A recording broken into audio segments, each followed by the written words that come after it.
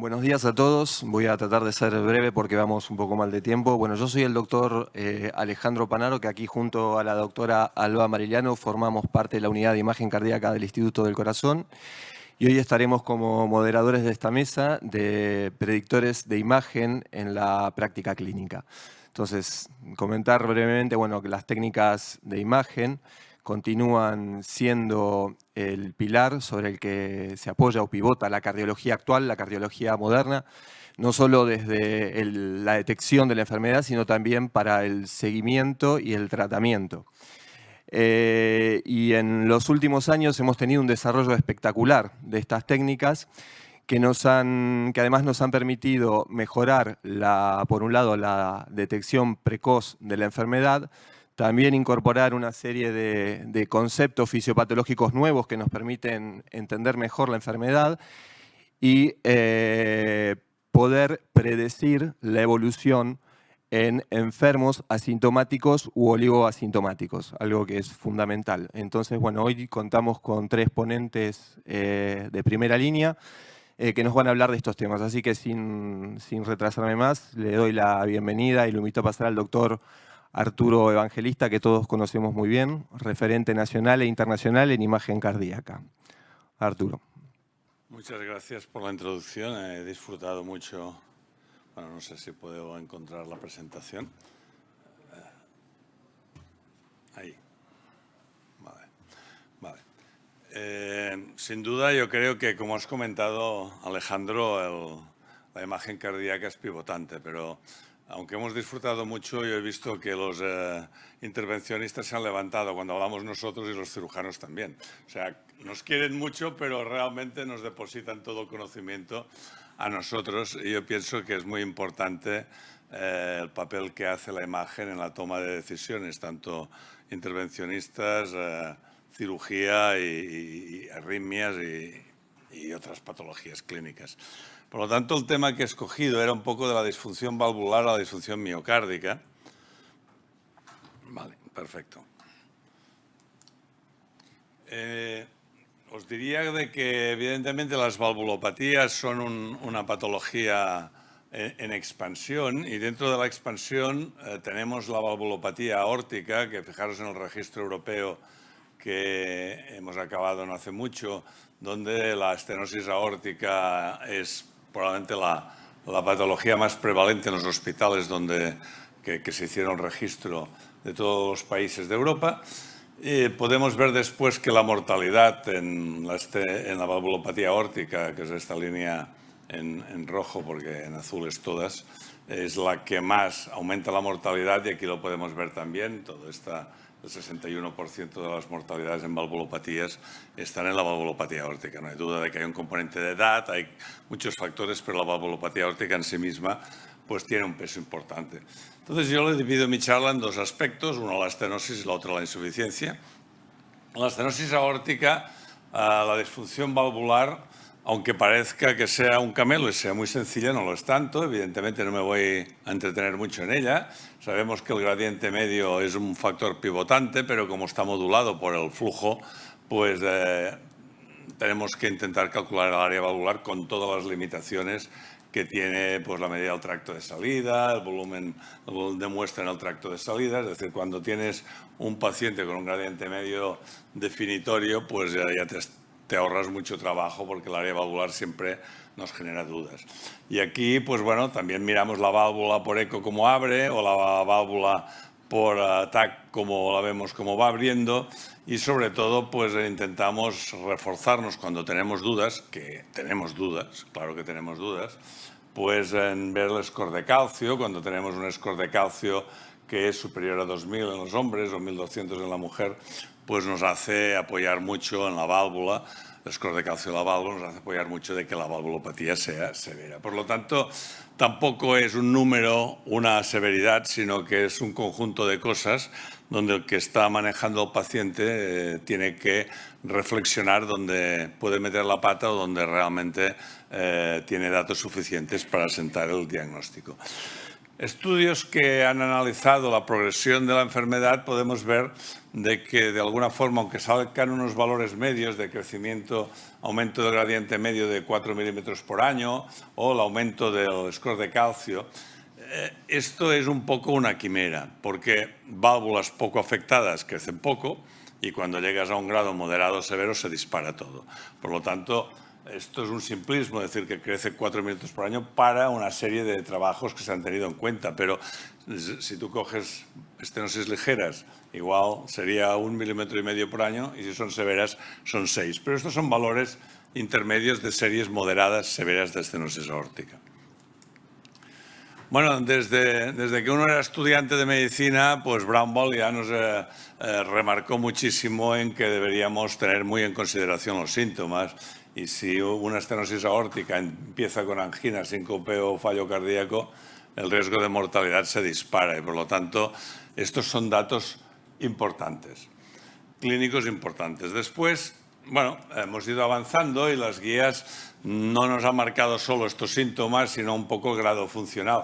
Y aquí ya tenemos un problema, porque es que, para mí, cuestionamos todo, menos el interrogatorio del paciente, porque es muy difícil. El paciente a veces no se aclara, el paciente a veces está con hándicap, con locomotor, a veces el paciente se quiere operar o no se quiere operar, te explica lo que le da la gana, entonces, pues los síntomas parece que sean la señal de la cruz y los síntomas son absolutamente subjetivos por el interrogador y por el interrogado.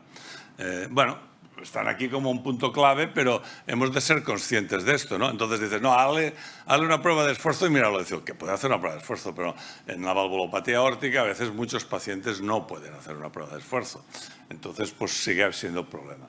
Claro, como síntomas van a misa, digo yo, y van a la cirugía, cuando no tenemos síntomas o no tenemos síntomas claros, pues es la fracción de eyección. La fracción de eyección de inferior al 50% es el punto de corte que dicen las guías para actuar en un paciente con una válvula severa con una fracción de eyección deteriorada. Pero esto, como vais a ver, no siempre es tan directo.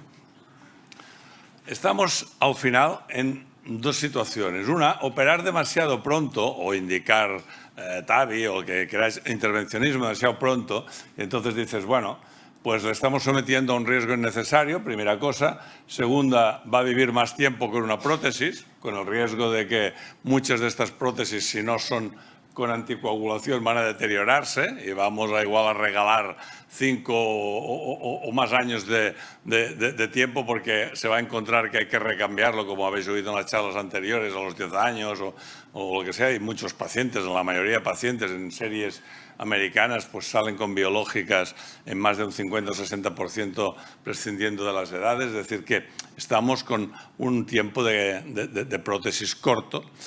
Y por lo tanto, si nos adelantamos en la indicación, no regalamos nada, empeoramos el problema, porque podía haber tirado más tiempo, la anticoagulación y la reintervención. Y demasiado tarde, porque demasiado tarde aumenta mucho el riesgo de muerte súbita, incrementa el riesgo peroperatorio, la insuficiencia cardíaca, hospitalizaciones, en fin, demasiado tarde es un espectro de la política de manejo que castiga al paciente y a los resultados, ¿no? Por lo tanto, el punto medio es el que nos gustaría de alguna manera conseguir. Bueno, en relación a la fracción de eyección, los estudios de los últimos años están un poco provocando mucho lo de la fracción de eyección. Y ya se ha comentado en otras charlas que ojo con la fracción de eyección. Fijaros que en esta serie realmente los pacientes que se operan con una fracción de eyección basal inferior al 50%, a pesar de que se operan o se le meten una TAVI, van mal. Pero es que el verde, que son fracciones entre el 50 y el 59, no van fantástico. Es decir, que al final más del 60% son los que van bien. Entonces, volvemos otra vez a decir, realmente tenemos que guiarnos por la fracción de eyección del 50% porque estos estudios lo están cuestionando de alguna forma. Y otro aspecto que no tiene que ver con la fracción de eyección, pacientes con fracción de eyección normal, depende del ventrículo que tengan, estenosis aórtica, y esto probablemente, aparte de que pueden haber hipertensión, que hay muchos que cambian, pero otras veces son respuestas que llevamos cada uno de individuales, son genéticas que en esta sala cada uno tenemos nuestras tendencias y en el mundo igual. Hay gente con la misma poscarga que no hace hipertrofia, a los otros la hacen ligera, a los otros moderada, a los otros severa. Pero sí que sabemos que cuando se hace una hipertrofia severa hay un incremento de mortalidad, a pesar de que tenía una fracción de eyección normal, que, bueno, 16% de mortalidad total, de cardiovascular 26%, rehospitalizaciones 45%. Es decir, al paciente que hace una hipertrofia importante con la misma área valvular o lo que sea, es un paciente que nos va a castigar y por lo tanto el miocardio tiene importancia, no solo el cálculo del gradiente o el área valvular. Y el miocardio a veces no responde directamente a variables que conocemos, sino a tendencias. Es igual que la hipertensión arterial, unos hacen hipertrofia y otros están tan anchos y dilatan la aurícula izquierda o dilatan la aorta, pero no hacen hipertrofia. Es decir, somos todos, modulamos diferente las noxas y también la estenosis aórtica. Bueno, pues aparte de esto, dices, bueno, la fibrosis juega un papel muy fundamental y la fibrosis ha aparecido con la resonancia magnética en los últimos años. Y se ve que hay pues, ventrículos que no tienen casi fibrosis, ventrículos con fibrosis difusa, que muchos son reversibles, y otros con fibrosis focal, como este azul, que aunque después intentes tocar, operes al paciente, es irreversible y se queda ahí. Entonces, esto es un componente que modula la respuesta después de la cirugía y que cambia unos pacientes con otros y que no depende solo ni del área valvular, ni de la fracción de eyección, sino que hay otros factores. Fijaros en este estudio cómo se evidencia que el grado de fibrosis marca bastante. Cuando hay poca fibrosis, podemos ver que después de la cirugía las fracciones de eyección aumentan. Tanto esto analizado histológicamente como analizado por resonancia magnética.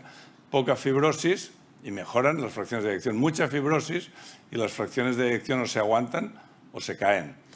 La respuesta a la fibrosis probablemente no tenemos ni idea de por qué se produce. Debe ser también una respuesta individual a la obstrucción del ventrículo izquierdo o igual a la hipertensión arterial. Sabemos que son respuestas que son diferentes para cada uno de nosotros y que la única forma de analizarlas es viéndolas.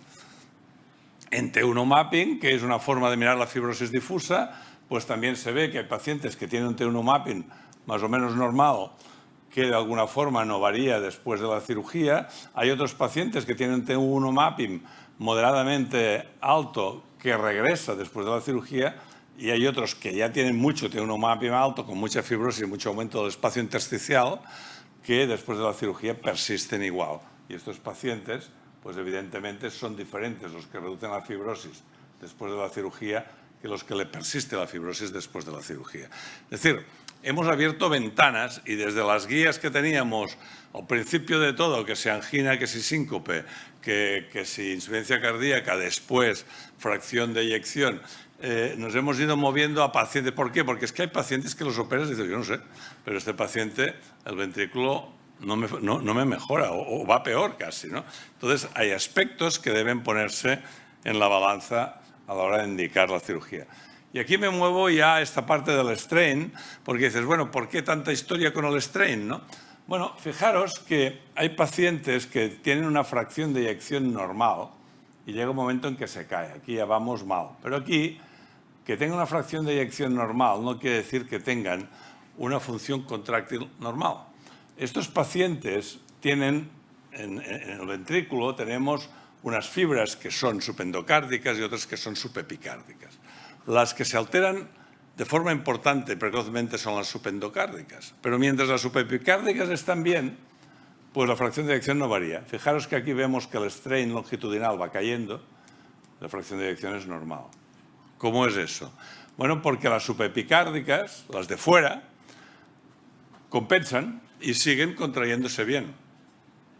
Pero llega un momento en que las de fuera claudican y entonces la fracción de eyección cae, toda la pared del ventrículo cae. Claro, cuando tenemos la sensación que la fracción de eyección llega tarde, igual resulta que nos hemos de manejar con el strain longitudinal, que ya es un marcador precoz de disfunción contráctil, a pesar de que la fracción de eyección sigue siendo del 55, del 56, pero ya tenemos un strain tocado. La fracción de eyección no está tocada porque las fibras externas aún van compensando el problema. Por eso la importancia de enfatizar el strain, porque es un marcador más precoz que la fracción de eyección. Y fijaros que en este metaanálisis pues marcan en la estenosis aórtica cuál es el strain que diferencia la presencia de problemas en pacientes con fracción de eyección por encima del 60%. Pues un strain de alrededor del 15% cambia realmente la supervivencia de los pacientes con fracciones de eyección normal. Es un detector precoz de problemas que después, pues, en el posoperatorio recibes la consecuencia. Por lo tanto, en este sentido, para la estenosis aórtica diríamos, hombre, si hay una fracción de eyección por debajo del 50%, quizás no hay que preocuparse en tomar muchas decisiones. Hay que operar o hay que solucionarle el problema. Una poscarga con un ventrículo con fracción de eyección baja es un mal negocio. Cuando tenemos una fracción de eyección normal, quizás miremos el strain y si vemos que el strain está alterado, una de las opciones que sugiere es miremos la fibrosis por resonancia magnética para ver qué tipo de fibrosis tiene o no. En una intermedia hasta 18 lo vamos siguiendo para ver cómo va, si tiene una fracción de eyección normal, pero en este caso yo pienso que con un strain ya tocado deberíamos de dar un paso hacia adelante y ver la resonancia magnética y el grado de fibrosis que tiene aquel ventrículo, porque marcará el futuro. En el fondo, se nos estamos moviendo hasta en lesiones de estenosis moderadas. Fijaros una estenosis moderada, cómo podemos ver que cuando la fracción de eyección está por encima del 50%, el strain, y es una estenosis moderada, nos está marcando diferencias. Y por encima del 60%, el strain nos está marcando diferencias. ¿Por qué? Porque la fracción de eyección probablemente no es suficientemente sensible y la función contráctil ya está deteriorada con fracción de eyección normal. Esto es muy importante. Dices, ¿y cómo se entiende esto? Bueno, porque hay muchas razones. Primero, la facilidad en hacer fibrosis. Segundo, la contractilidad, sin duda. La poscarga. El 60% de pacientes con estenosis aórtica tienen hipertensión arterial. Y el control, más o menos, vamos por donde vamos. Pero todo esto sobrecarga el ventrículo. Por lo tanto, son cosas que se acumulan y marcan al final cómo irá el paciente. La última diapositiva en la estenosis aórtica es, pivotamos con la eco, y sobre todo con la eco mirando la fracción de eyección y mirando el strain, y con la resonancia magnética mirando la fibrosis focal o hoy día intentando ya mirar la fibrosis difusa, porque nos permitirá estructurar bien a estos pacientes. Está claro que cuando tenemos síntomas evidentes, cuando tenemos una fracción de eyección del 50% hay que ir a cirugía, pero cuando tenemos una situación que no llega a esto, deberíamos poder utilizar estas herramientas para indicar más precozmente la cirugía y no dejar que el ventrículo quede deteriorado y le has hecho una TAVI o lo has operado y ha quedado con una función muy en el límite y el paciente tiene disfunción diastólica, el paciente sigue cansándose y le ha solucionado el problema de la estenosis. Pasamos ahora ya, como parte final y más corta, en la insuficiencia aórtica. La insuficiencia aórtica, obviamente, la calculamos también por eco relativamente bien. Tenemos nuestras dudas cuando los chorros son excéntricos, cuando tenemos efecto Coanda, etc. Y en estos casos nos apoyamos para completar por la resonancia magnética y miramos la fracción regurgitante, que si es superior al 33%. Es decir, creo que tenemos problemas, pero problemas solventables. Es decir, ningún problema metafísico. Pero el problema no está tanto en la cuantificación de la severidad. El problema es saber cuándo vamos a indicar, porque hay muchas insuficiencias aórticas severas que aguantan años y años. La insuficiencia aórtica va dilatando poco a poco el ventrículo y llega un momento en que aumenta el estrés del ventrículo izquierdo, aumenta la masa, hasta que llega una severa dilatación y entonces, cuando ya está muy dilatado, sube las presiones intracavitarias y el paciente puede tener síntomas o cae la fracción de eyección. Obviamente, si miramos las guías y guías recientes de estos últimos años, los puntos de corte tampoco casan. En las guías europeas dicen que continúan diciendo que la fracción de eyección del 50% es lo importante. En las guías americanas dicen, no, tiene que ser superior al 55%, ¿no? Un 50% no nos vale. O sea, el Atlántico nos cambia un poco los puntos de corte de fracción de eyección, pero lo que marcan es también o dilatación del ventrículo en diástole muy importante, o en sístole muy importante, o indexado por la superficie corporal, 25 milímetros por metro cuadrado. Que estudios recientes ya dicen no son 25, son 20 cuando se dispara el empeoramiento. Y si tú esperas a estos niveles, y te entretienes en estos niveles, el paciente no recuperará la función ventricular ni que le cambies la insuficiencia aórtica, se la resuelves. Por lo tanto, aparte de los síntomas que ya he cuestionado su seguridad en la interpretación, tanto la fracción de eyección, que está en tránsito por lo que estamos viendo, sino los volúmenes, es un problema.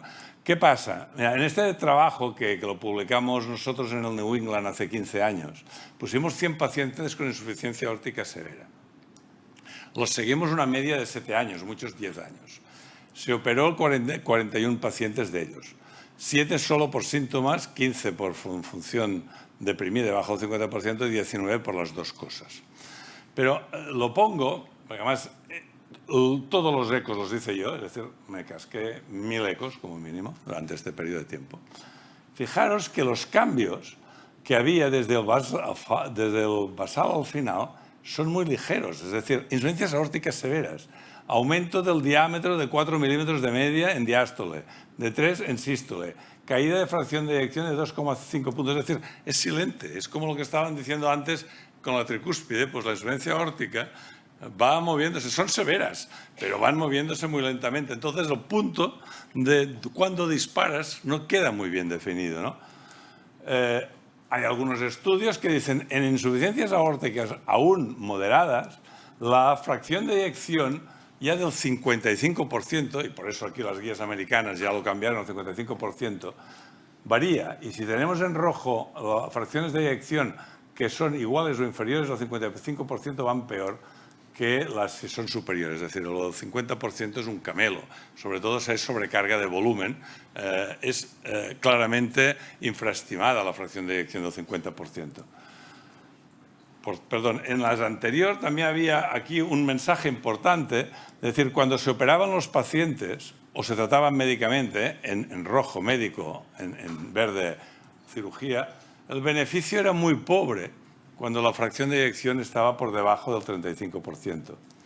Y no había mucho beneficio si estaba aguantando, siguiéndose un paciente cuando la fracción de eyección estaba normal. Entre medios, donde la diferencia es importante. Entre tratar médicamente o quirúrgicamente, la diferencia es muy importante. Por lo tanto, aquí es muy importante en este subgrupo de pacientes tomar decisiones.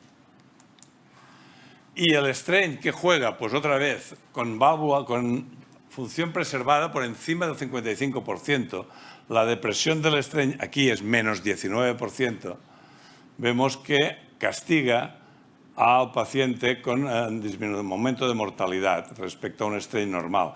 Y en el seguimiento, cuando se deprime el strain 5% en valor absoluto, dispara la mortalidad. ¿Qué voy diciendo? Que lo de la fracción de eyección tiene importancia, pero tiene una importancia muy relativa, es decir, es poco exacta, está influido por muchos factores. Y fijaros aquí, tengo un paciente, que es un paciente nuestro, con insuficiencia aórtica severa, con una fracción de eyección que diríamos que es normal. Nuestro ojo nos engaña, tiene un strain del 15%. Este paciente con una insuficiencia aórtica severa y un strain del 15%, hay que dispararlo, y por la fracción de eyección no lo diríamos. Por lo tanto, quizás nos estamos durmiendo un poco. Cuando yo era residente, el problema era enviar antes de hora al paciente a operar porque tenían mortalidades del 5 o el 10%. Esto hoy día no es así. Entonces, el problema ahora es no dormirnos demasiado. No hay que esperar el último tren de las 12 de la noche para subir al paciente a la cirugía. Bueno, como resumen, estamos centrándonos, y debe seguirse, en que todo paciente con fracción de eyección alterada, con un diámetro telediastólico de más de 70 o un sistólico de más de 50 o de 25, yo creo que de 20, deberían indicarse cirugía. Podemos utilizar la resonancia para afinar más estos resultados. Es importante utilizar el strain y, en todo caso, lo que es fundamental es no retrasarnos en exceso. Hay pacientes que no tienen ningún deseo de operarse, pero van en contra de sí mismos, porque realmente piensan, me encuentro más o menos bien, pues que no me mareen. Al final, en las bicúspides hemos hecho, y esta es la última diapositiva, hemos incluido más de 2.000 pacientes y hemos visto qué pasaba con estos pacientes con las bicúspides y hemos encontrado que la fracción de eyección del 60%, no del 50%, nos marca las complicaciones. Entonces, tanto complicaciones en mortalidad como en mortalidad de cirugía.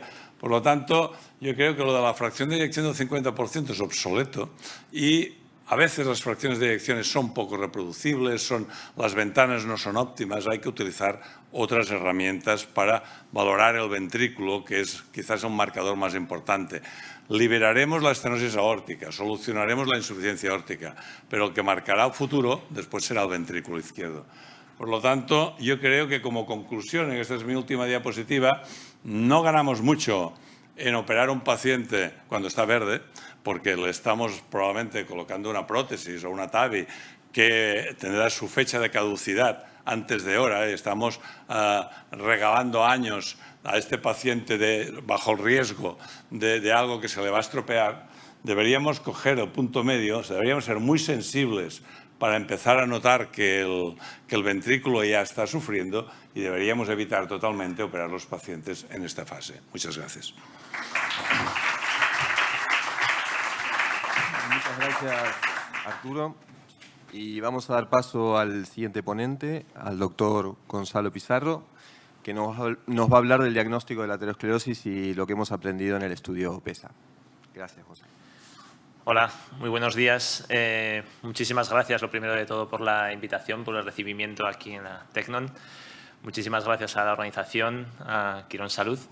Y esta charla que os intentaré ser breve y ajustarme justo al tiempo.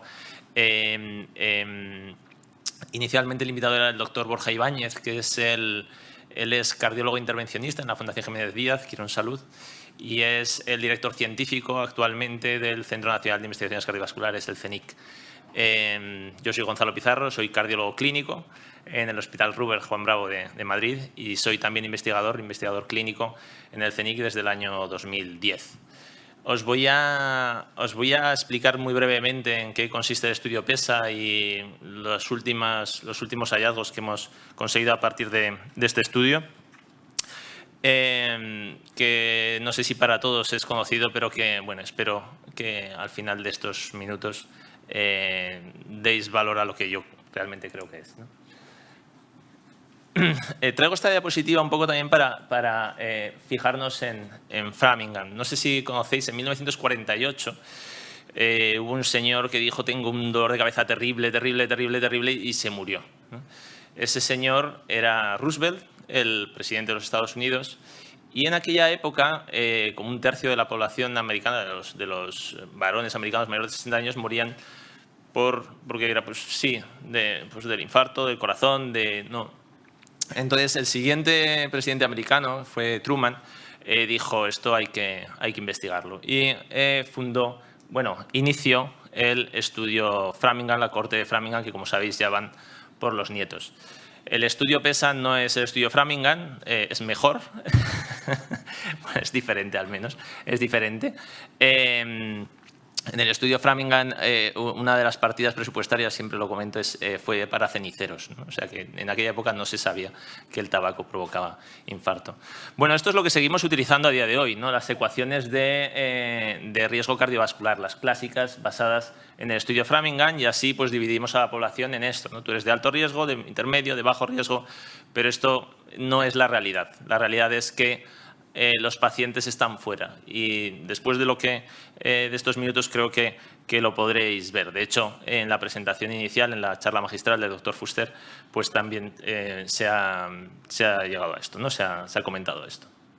Por cierto, el doctor Fuster, que cada día me sorprende más, yo tengo mucha relación con él, es para mí el mejor cardiólogo de la historia y para las principales sociedades científicas, ¿no? Y vais a ver que él es el investigador principal del estudio PESA y vais a ver el impacto de lo que vemos, ¿no?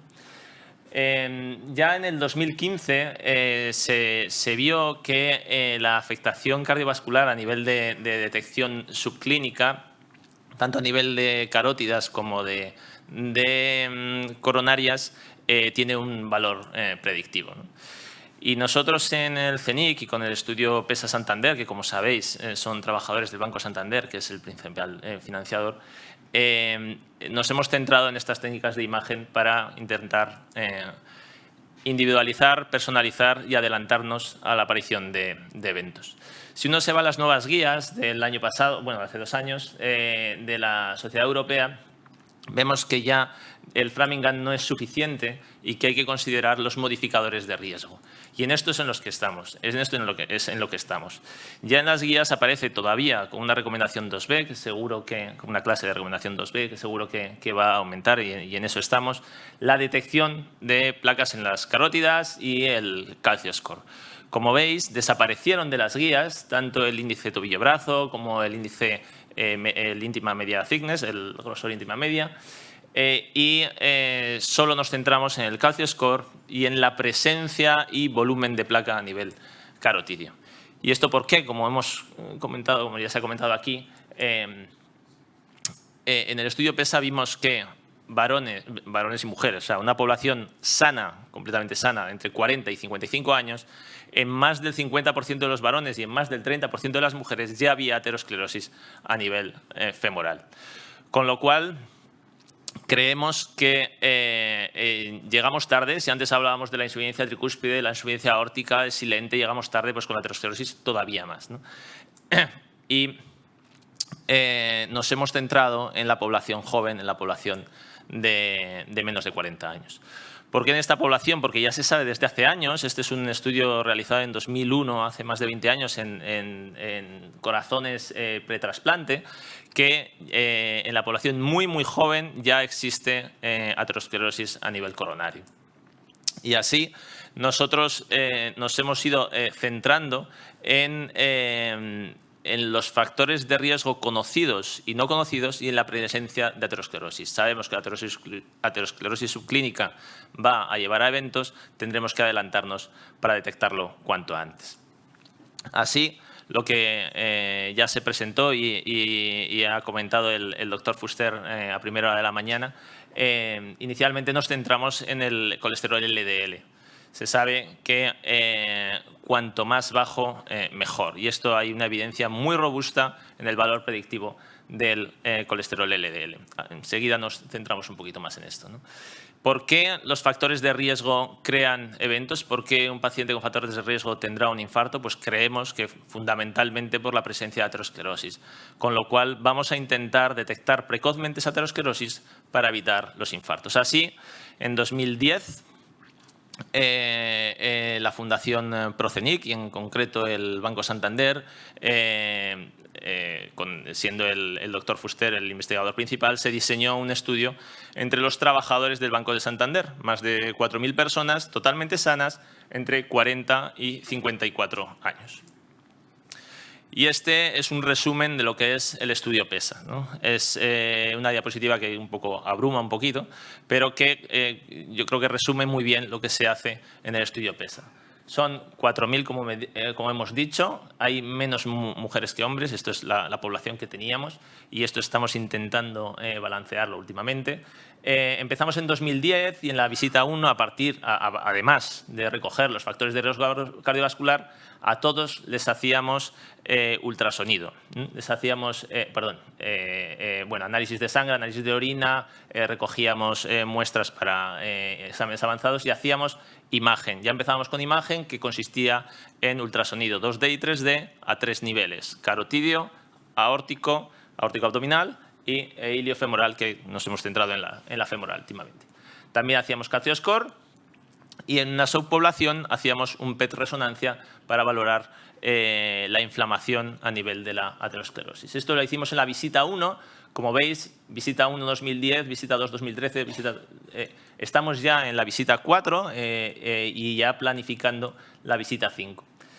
Este es el estudio inicial, el estudio planeado inicialmente, pero ha habido otros subestudios que hemos incluido a lo largo del PESA, ¿no? Uno de ellos es el TAN-SNP, que ha comentado ya esta mañana el doctor Fuster. El TAN-SNP tiene varias ramas. Una de ellas era modificación de los factores de riesgo, del estilo de vida, perdón. Tenemos una rama para ver obstrucciones coronarias, presencia de placas, cuantificación de placas y obstrucción coronaria, o sea, con angiografía coronaria, no solo con calcio score. Tenemos una línea de investigación muy importante y muy creciente en el cerebro, en el cerebro, como se comentó esta mañana. Estamos mirando anatomía, estamos mirando con resonancia magnética función, conectividad, estamos mirando lesiones en sustancia blanca y además estamos haciendo PET para ver metabolismo cerebral. Esto es como empezamos. El estudio PESA es complejísimo, hay muchísima gente involucrada en todos estos comités y subcomités. En concreto, yo estoy en el comité de imagen, en el comité de neuroimagen y en el comité de eventos. Y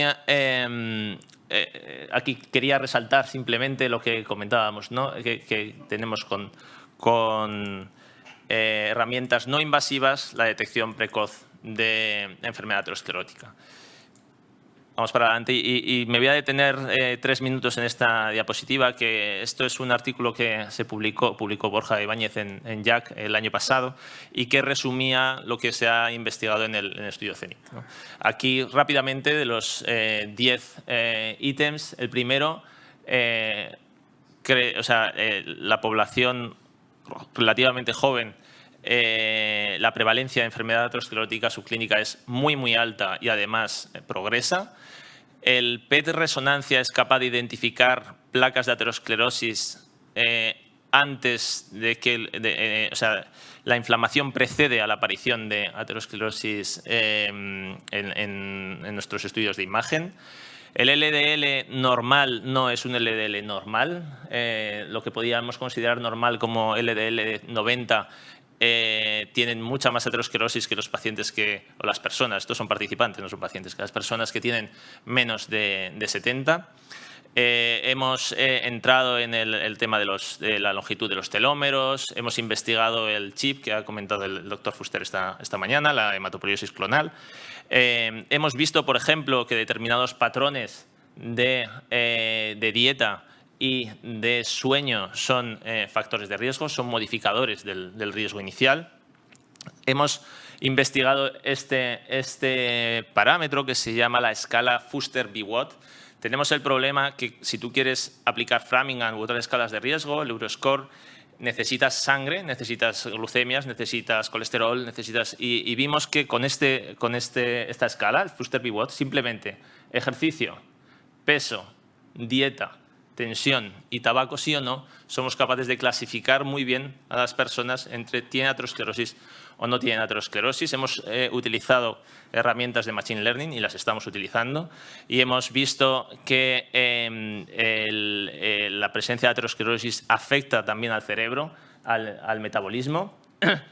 También hemos visto que esto lo vemos en imagen todos los días, ¿no? La presencia de hipertrabeculación en los participantes que más ejercicio hacían. Esto recuerdo el titular del periódico, que era ejercicio vigoroso, corazón esponjoso, que fue como una cosa que todos nos tiramos de los pelos, pero bueno, ahí quedó, ahí quedó y eso lo vemos todos los días. Y como se ha explicado esta mañana, como ha explicado el doctor Fuster esta mañana, estamos con una línea de investigación muy potente hacia la inflamación y en concreto hacia la médula ósea y los monocitos. Y para terminar, simplemente deciros que, como decía, el Framingham Heart Score te puede identificar pacientes de alto riesgo, de medio riesgo y de bajo riesgo, pero hay muchos, un porcentaje no despreciable, que tienen muchos factores de riesgo y muy poca aterosclerosis, y al revés. Hay pacientes que tienen muy pocos factores de riesgo y mucha aterosclerosis. Nos queda mucho por investigar y creo que como he dicho, el PESA hemos aprendido mucho, pero nos queda, que va a ser un estudio pues, muy, vamos, ya lo es, pero va a ser todavía más relevante. Y creo que esta es las últimas diapositivas. Simplemente comentar que estamos analizando con acelerómetros, también tenemos estudio del sueño, estamos analizando las diferentes, las personas que eran activas y siguen siendo activas, las personas que han pasado de ser activas a no, y estamos analizando cuáles de estos patrones son los mejores. Como hemos dicho antes, el sueño, que una de las investigadoras, creo que es coinvestigadora principal, es la doctora Olga Mediano, y el doctor Javier González es físico y es trabajador de CENIC y trabajador de Philips. Y simplemente esta es la última diapositiva para que podamos ver la complejidad que tiene el estudio PESA y la cantidad de variables, todas interconectadas y que van a dar, yo creo que mucha luz al futuro para saber si un paciente tiene más riesgo o menos riesgo de eventos y para saber si podemos intervenir de un modo u otro. Esta es la diapositiva inicial y nada, muchas gracias por su atención.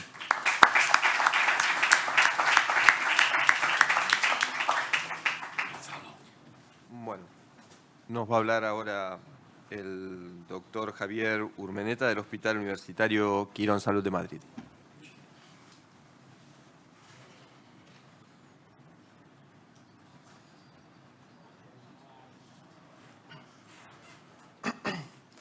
Bueno, buenos días a todos. Primero que todo, muchísimas gracias a la organización por la invitación. Es para mí un honor y una gran responsabilidad hablar después de escuchar a Messi y a Cristiano Ronaldo. Yo, por mi parte, pues intentaré ser el Vinicius Junior de esta mesa redonda, ¿vale? Bueno, la sesión que os voy a presentar, mientras vuestros estómagos crujen de hambre, es un tema, a mi punto de vista, precioso, ilusionante y lleno de color, como es el 4D Flow en la resonancia. Mi intención es, si no lo estáis ya, enamorarlos de esta apasionante práctica y fácil técnica como es el 4D Flow. Para ello vamos a tratar de ser lo más prácticos posible. Vamos a dividir la charla en dos grandes bloques. Un primer bloque donde intentemos responder ¿por qué 4D Flow? ¿Qué me aporta extra a una secuencia de cuantificación clásica en resonancia como es el contraste de fase 2D?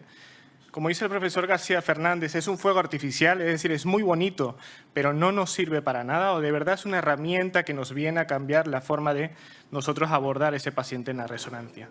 Y bueno, he escuchado que la adquisición, interpretación es muy larga. ¿De verdad vale la pena que yo pierda mi tiempo adquiriendo un 4D Flow a mis pacientes? Y después veremos la parte más bonita, donde veremos millones de casos hasta que alguno se desmaye del hambre. ¿Okay?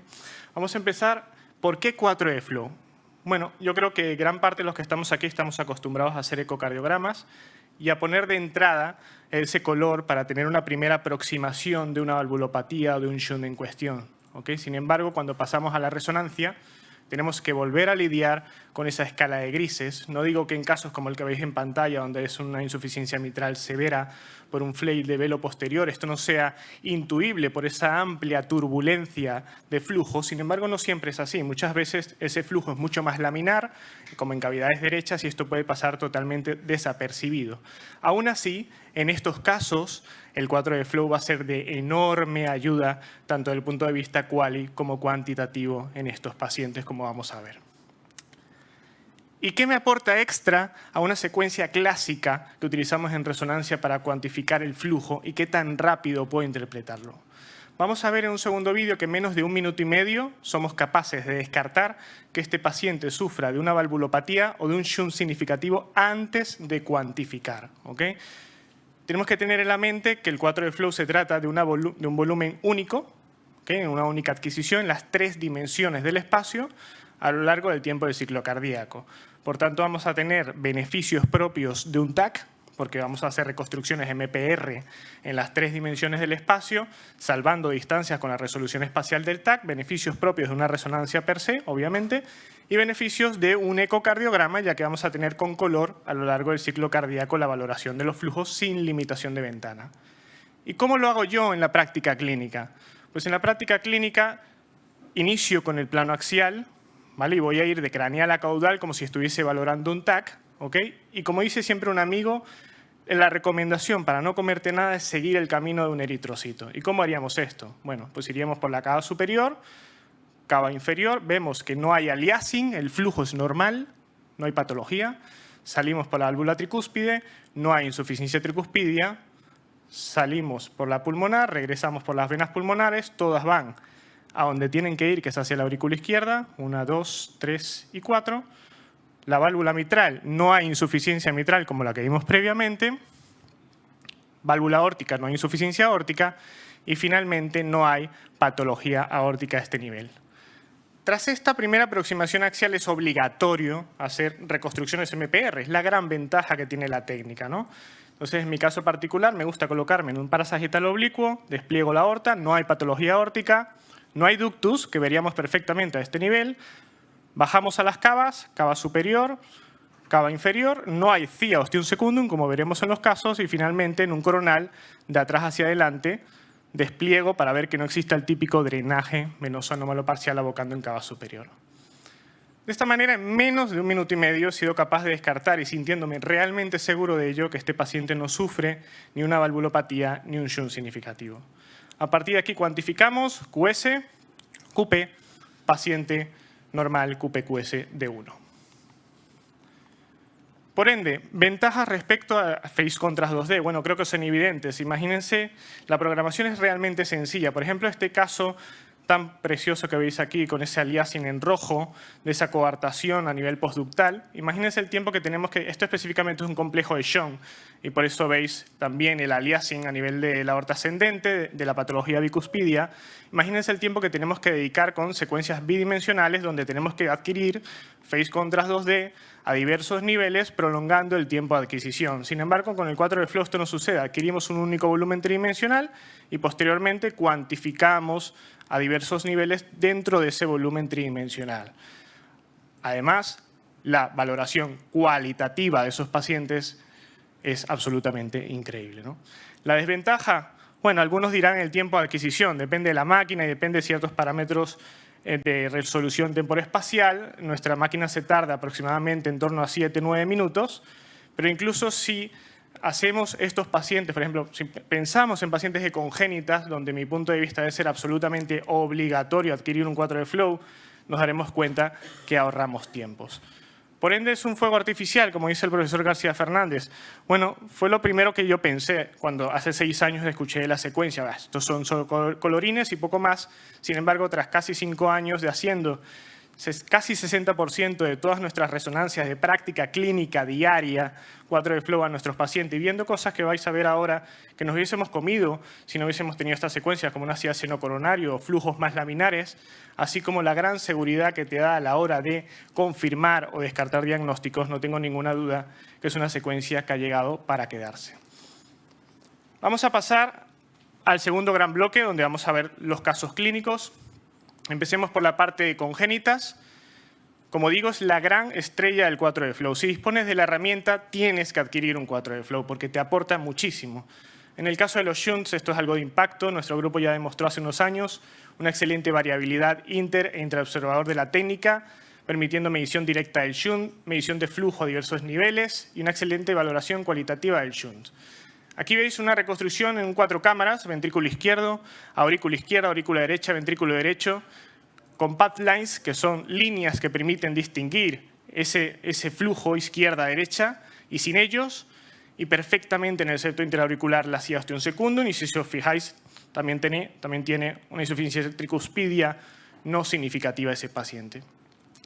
Recordad que tenemos un volumen tridimensional, por tanto, podemos valorar ese flujo de todos los puntos posibles. Esto es una visión en phase de la aurícula derecha, cava superior, cava inferior, y la cia ostium secundum, su morfología, su tamaño, su localización, y nos podemos alinear sobre ella y cuantificar directamente el flujo que pasa a su través. En este caso, 28 mililitros latido.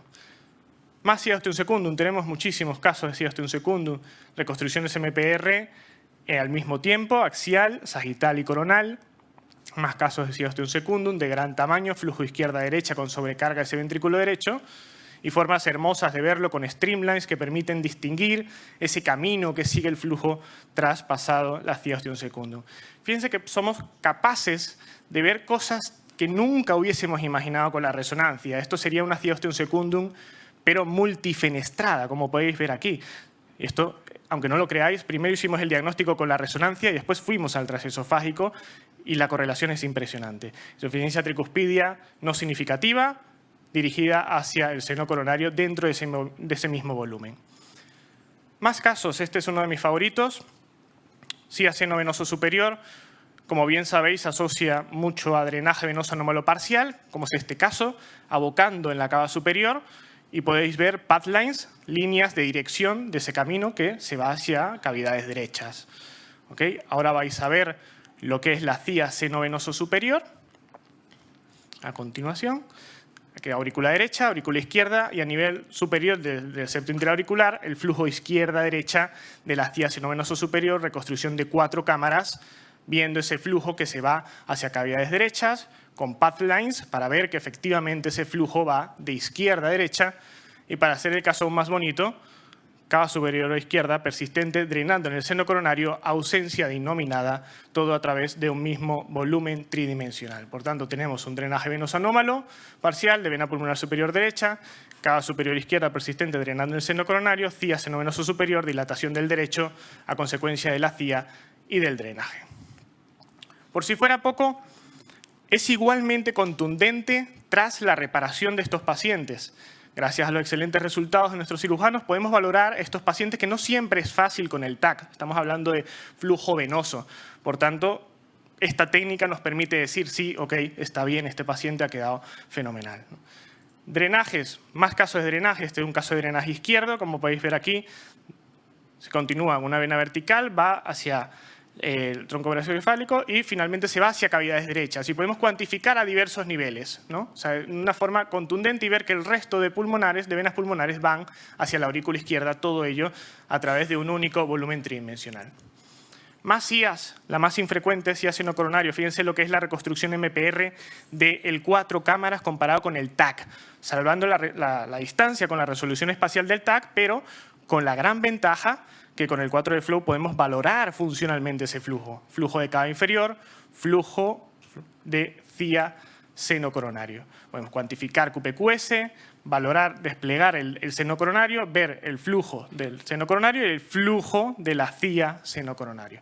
Todo ello a través de un único volumen tridimensional adquirido. Más casos, ductus arterioso persistente. ¿Veis lo que es la aorta? Pulmonar. Y podéis ver perfectamente el ductus arterioso persistente, su morfología, su tamaño, alinearnos sobre ello y cuantificar directamente el flujo que pasa a través del ductus. Más casos de ductus, reconstrucción volumétrica, en este caso con insuficiencia aórtica asociada en ese paciente, y el flujo del ductus en este paciente. No todos son congénitas. CIV tras infarto agudo de miocardio. Reconstrucción de un 4 cámaras y ese caminito que se ha formado tras el infarto a nivel de la CIV muscular posinfarto, con path-lines para ver que efectivamente va el flujo izquierda-derecha. Por supuesto, nos podemos alinear, cuantificar directamente el flujo que pasa a su través y valorarlo de todas las formas absolutamente hermosas. Del ventrículo izquierdo se va hacia lo que es la pulmonar. CIV tras la intervención. Según nuestra experiencia, lo que son las prótesis y marcapasos, no digo los DICE, que a veces generan más artefacto, no suelen ser gran problema para la técnica. Fíjense que veis la sombra de la prótesis, aún así somos capaces de distinguir que este paciente tiene una CIV tras la intervención a nivel del septo membranoso. Por ende, la gran estrella del 4D Flow es todo lo que respecte patología congénita. Observen aquí el situs inversus en este paciente, donde todo va donde tiene que ir, pero en espejo. Y somos rápidamente capaces de descartar que este paciente tenga un shunt o una valvulopatía significativa asociada de una forma muy contundente. La segunda gran estrella que le pondría al 4D Flow es todo lo que respecta a patología aórtica crónica. Por favor, veis aquí. Disección aórtica, flujo en la verdadera luz, flujo en la falsa luz. ¿Okay? Somos capaces de distinguir en ese mismo volumen tridimensional la insuficiencia aórtica que tiene ese paciente y, como digo, lo más importante, cuantificar el flujo que pasa a través de la verdadera y sobre todo de la falsa luz, como en este paciente que tenía un flujo significativo sobre la falsa luz con el pronóstico y la terapia diferente a este otro, donde veis aquí. Disección aórtica también, flujo verdadera luz, flujo falsa luz, pero en este caso no tenía un flujo significativo sobre la falsa luz, ni tampoco una insuficiencia aórtica significativa, sí que la tiene, como la veis aquí, no significativa y por tanto el tratamiento totalmente diferente.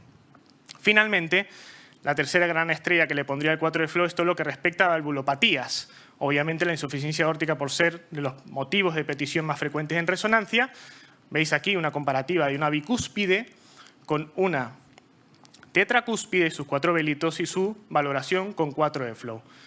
Vamos a ver aquí, insuficiencia aórtica significativa en el caso de la bicúspide, podemos cuantificar a todos los niveles deseados de la aorta y valorarlo de todas las formas hermosas posibles en este caso insuficiencia aórtica severa significativa, a diferencia de la tetracúspide, sus 4 velitos, y una insuficiencia aórtica no significativa. Otro caso de insuficiencia aórtica, en este caso con repercusión sobre ese ventrículo izquierdo ligeramente disfuncionante y dilatado, y su comparativa con técnicas bidimensionales. ¿Okay? Aquí vais a ver una fracción regurgitante, es una tricúspide, es una fracción regurgitante de un 42% compatible con severa, pero yo sin duda me quedo la valoración con 4 de flow, donde podemos ver perfectamente ese flujazo que sobrepasa inserción de músculos papilares y que cuando cuantificamos, 43% severa. Para ir terminando, insuficiencia mitral cada vez va a tener más valor, ya son varios los papers que van saliendo al respecto. Según mi experiencia, la cuantificación mediante métodos directos es la gran ventaja de la técnica, ya que te permite valorar ese seguimiento del flujo sistodiastólico, cosa que no podríamos hacer con técnicas bidimensionales por el amplio movimiento del anillo, ¿no? Ahí tenemos el seguimiento del flujo sistodiastólico y la fracción regurgitante calculada mediante métodos directos.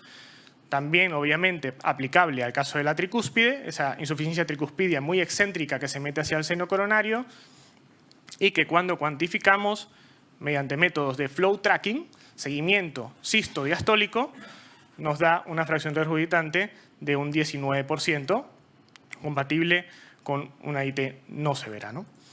Caso reciente, una IT masiva, secundaria a una válvula tricúspide displásica, tipo Sten-like, y por supuesto la válvula pulmonar también es aplicable. Este es un caso de estenosis pulmonar moderada, como veis en rojo el aliasing secundario de la estenosis, y en el mismo volumen somos capaces de descartar que no tenga estenosis de ramas pulmonares. ¿Okay? Cuando cuantificamos una velocidad de 3.3 metros sobre segundo, que es compatible con estenosis aórtica moderada. Y la insuficiencia pulmonar, por supuesto, también la podemos valorar. Insuficiencia IP libre en un paciente con una tetralogía de Fallot intervenido en la infancia, donde podemos cuantificar a diversos niveles y valorarlo de una forma hermosa.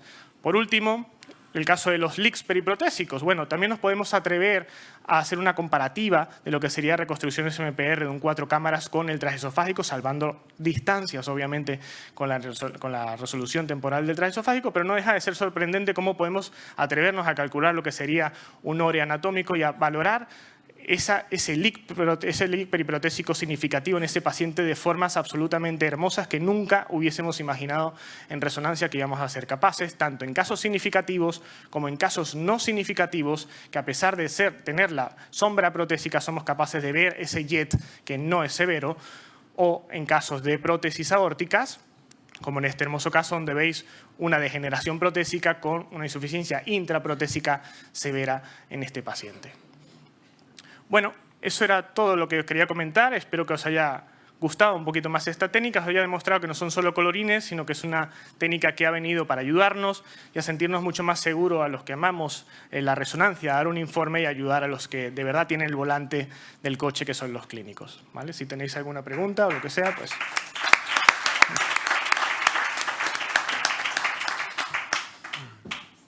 ¿Alguna pregunta en la sala?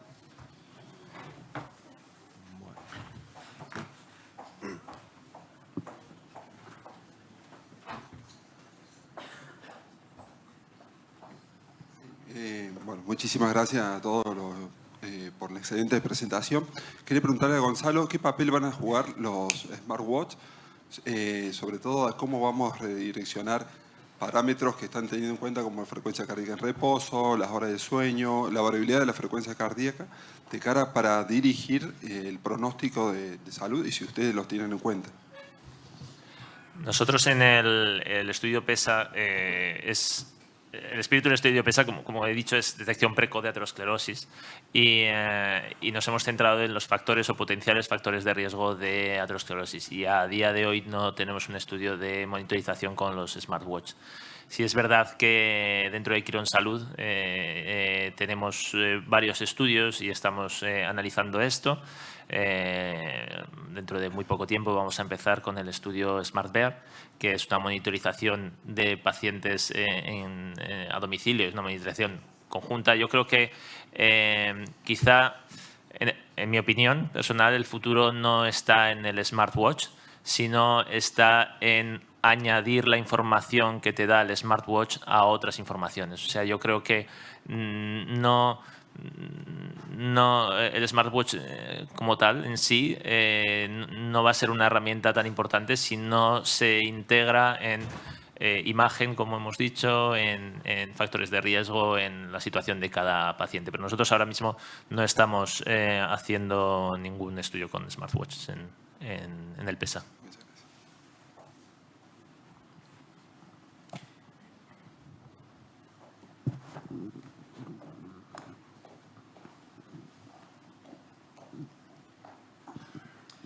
Es una pregunta para el doctor Evangelista. Quería saber su opinión sobre el valor del BNP en estenosis aórtica severa asintomática y con fracción de eyección conservada, y que a veces incluso te quedan dudas si puede tener indicación quirúrgica porque te cuenta síntomas un poco inespecíficos u oligoasintomáticos. Sí, yo creo que tiene valor si está en ritmo sinusal. O sea, el BNP, cuando es negativo, te deja muy tranquilo. Cuando es positivo hay que ver factores de confusión. Pero si no detectas factores de confusión y clínicamente lo sospechas, yo pienso que te refuerza el hecho de que probablemente este paciente esté en una situación de presiones altas y debería indicarse. Has de descartar que sean falsos positivos. Evidentemente, un BNP normal, pues dices, no me cuadra. Claro, hay veces que el BNP es normal y pues muchas veces incluso se plantea la posibilidad de intervenir porque el paciente puede demandarlo. Entonces, con un BNP normal, yo personalmente me quedo muy tranquilo, ¿no? Y quería conocer su opinión. Exacto.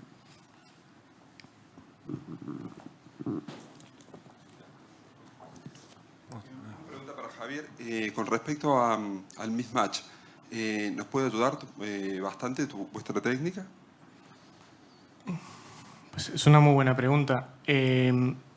No creo realmente que nos pueda ayudar mucho porque ahí veremos mucho aliasing, o sea, veremos mucho, al final lo que es una aceleración ahí por desproporción, ¿no?, del paciente con la prótesis.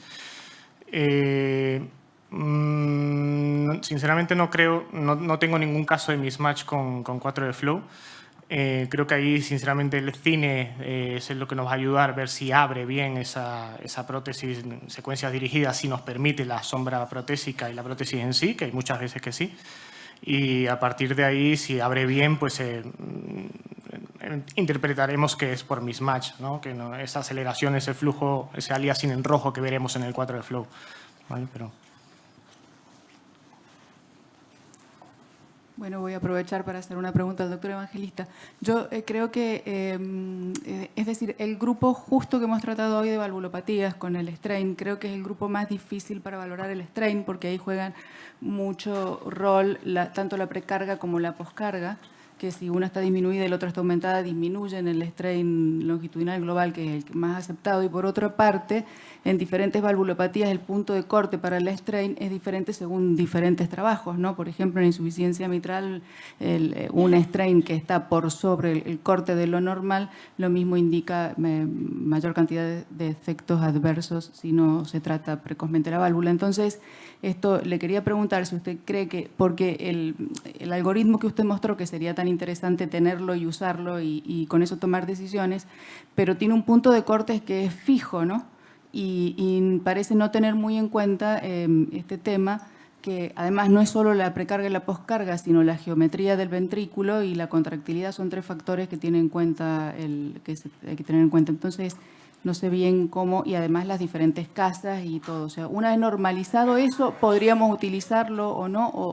O así como está, realmente deberíamos empezar a usarlo. Sí, a mí me gustaría saber cómo calculas la fracción de eyección con todos estos factores de confusión que has dicho, porque es igual o peor. O sea, que no, esto no es una razón para ponerle limitaciones al strain, sino que es que estamos utilizando la fracción de eyección que está igual o más influida aún que el strain por estos factores de precarga, poscarga, insuficiencia en la estenosis. Yo pienso que el strain, no sé dónde acabará.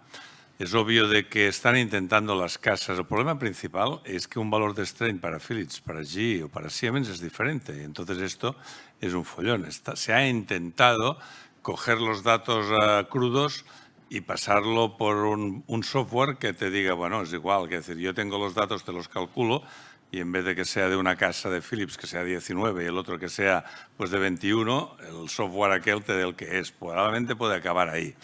Pero lo que sí es evidente, lo que está demostrando claramente es que la fracción de eyección es un simplismo absoluto. Es muy subjetiva, es poco reproducible y demuestra muy pocas cosas. El strain no es el gold estándar para siempre, es lo que desenmascarará o está desenmascarando la fracción de eyección. Esta es mi impresión. De todas maneras, entonces, igualmente, un paciente que se lo sigue con strain, así como el oncológico y todo, las condiciones basales para estudiarlo deberían ser relativamente las mismas en cuanto a presión arterial, al menos las variables que nosotros podemos modificar. Yo soy una fan del strain, quiero aclarar, no es que esté en contra, al contrario. Quisiera... Es que me estás dando la razón en el tema de que cualquier valoración que hagas sobre el ventrículo, si no tienes en consideración estas variables que me dices, es cambiable. El ventrículo no es una máquina que va por suelta. El ventrículo depende de la poscarga, depende de la presión arterial, depende de la frecuencia cardíaca, depende de muchas cosas. Y cuando calculas la contractilidad del ventrículo está sujeto no solo al tema intrínseco, sino variables. O sea, ¿cuántas veces hemos dado nitroprusiato a un paciente y le ha variado la fracción de eyección automáticamente? Es decir, es obvio que cuando miramos la función contractil del ventrículo izquierdo está sujeta a todas las variables que dependen de esta resultante. Entonces, obviamente no se escapará el strain de esto también. Pero creo que afina más y, sobre todo, el punto principal, por lo que no digo yo, sino dicen todos los estudios, es que es mucho más precoz y mucho más sensible a la alteración de la contractilidad que la fracción de eyección, que es mucho más tardía. Entonces, ser precoz en esto es importante. Sí, yo tenía una pregunta. Bueno, primero agradecerle a los tres, que no lo he dicho, han sido excelentes las tres presentaciones. Y quería hacerle una pregunta al doctor Pizarro, con referente a lo comentado del estudio PESA. ¿Tú crees que desde el punto de vista práctico, en la práctica diaria, nosotros a partir de los conocimientos que ya hemos obtenido, de lo que ya se está viendo con el estudio, deberíamos tomar algún cambio de conducta en el manejo clínico de nuestros pacientes a la hora de hacer prevención primaria en estos pacientes? Lo digo porque quizá yo me veo ahora en una situación, o nos veo a todos, muy difícil para valorar mutación de monocitos, pero quizás un estudio tan accesible que tenemos tan a la mano y tan fácil, que es el ultrasonido vascular, podría aportarnos más y el poder rescalar el riesgo de estos pacientes y entonces tomar una conducta más agresiva con los mismos. Sin duda. Si preguntas mi opinión es 100% sí. Si me preguntas la evidencia, como he dicho, hay evidencia indirecta de la detección de aterosclerosis precoz, aparecen eventos y qué paciente en concreto se beneficia más de tanto de detección precoz como de tratamiento. Esto es lo que queremos ver en el estudio PESA. Ahora mismo estamos empezando a ver eventos, empieza a haber, de hecho, un pico importante de eventos y esto va a enriquecer todo el conocimiento que tenemos de un modo enorme, ¿no? Quizás si me dijeses qué herramienta en concreto, estoy contigo. Yo creo que el Eco 3D es una, en concreto en el estudio PESA, la herramienta que estamos utilizando es una patente conjunta entre Philips y CENIC. Y además de poder cuantificar, no solo detectar, sino cuantificar de modo volumétrico la cantidad de placa, también tiene la ventaja de la adquisición, ¿no? Como sabéis, la adquisición en 2D depende mucho del operador, depende de muchos factores, sin embargo, en 3D tú pones la sonda y ya está. O sea, si yo tuviese que apostar por el futuro, apostaría por eco, quizá eco femoral, de inicio y más a largo plazo quizá ecocarotídeo. Hola, es una pregunta para Gonzalo. Se me viene a la cabeza el seguimiento, o sea, el tratamiento posible de estos pacientes del estudio PESA no está controlado por los investigadores. Es decir, estos pacientes, en el caso de algún hallazgo, son remitidos al sistema sanitario, ¿no? Y ahí las decisiones son individuales. ¿Eso cómo lo vais a controlar? Sí, sin duda esta es la mayor preocupación que tenemos en el estudio PESA, ¿no? Es un estudio observacional en el cual a todos los pacientes se les trata igual. Bueno, hay un subestudio que he comentado antes que es el TAN-SNP, que ahí sí que aleatorizamos a un tratamiento sobre todo con psicólogos y con cambios en estilo de vida. Pero en general eso, ¿no? Primero, no estamos controlando porque no estamos aleatorizando qué paciente toma medicación y qué paciente no. Y segundo, el otro inconveniente que tiene es que nosotros estamos informando al paciente de los hallazgos, con lo cual es posible que cuando a ti te llega un informe que te dice que tienes un CAST score de 300, pues cambies tu forma. Pero esto es algo totalmente inevitable porque no nos parecía ético realizar todo este estudio de imágenes, este estudio de detección precoz y no informar. Entonces, sabemos que es así, lo estamos analizando, tenemos un equipo de bioinformática y de estadística tremendo y lo tenemos en cuenta, pero no tenemos pensado controlarlo. O sea que... Y con respecto, comentabas que los deportistas tenían corazones un poco más trabeculados.